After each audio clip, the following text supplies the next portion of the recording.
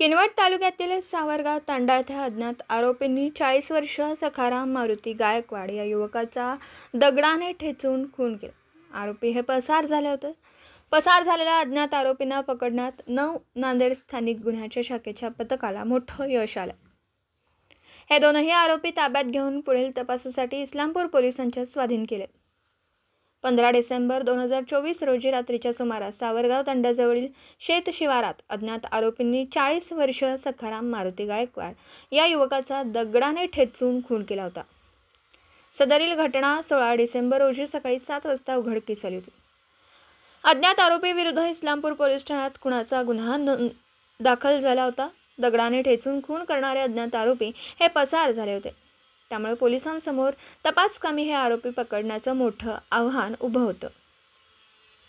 दगडाने ठेचून खून करणाऱ्या अज्ञात आरोपींना पकडण्यासाठी पोलीस अधीक्षक अविनाश कुमार यांनी स्थानिक गुन्हे शाखा यांना आदेशित केलं होतं.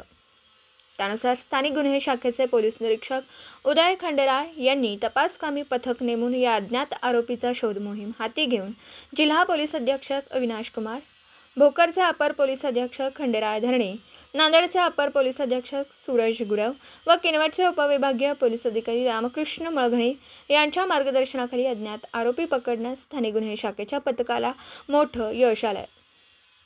दगडाने ठेचून खून करणारे अज्ञात आरोपी समीर शकूर शेख वय वर्ष 25, विजय सुरेश पगारे वय वर्ष 22, राहणार वडीगोद्री तालुका अंबड जिल्हा जालना येथील हे रहिवासी असून स्थानिक गुन्हे शाखेच्या पथकांनी या दोन्ही आरोपींना ताब्यात घेतलं. स्थानिक गुन्हे शाखेचे पोलीस उपनिरीक्षक साईनाथ पुयड यांच्या पथकातील पोलीस उपनिरीक्षक सायबरचे मारुती चव्हाण, पोलीस अंमलदार रघुनाथ पोद्दार, सुरेश घुगे, बालाजी तेलंग, किशन मुळे, संजीव जिंकलवाड, विलास कदम, संतोष बेल्लुरोड, संदीप घोगरे, हेमंत बिचकेवार, अमोल घोवारे, राजेंद्र सिटकर, दीपक ओढणे यांनी रात्रंदिवस अथक परिश्रम घेऊन 72 तासांच्या आत दगडाने ठेचून खून करणाऱ्या अज्ञात आरोपींना पकडलं. पुढील तपासाकामी इस्लामपूर पोलिसांच्या ताब्यात हे दोनही आरोपी देण्यात आले.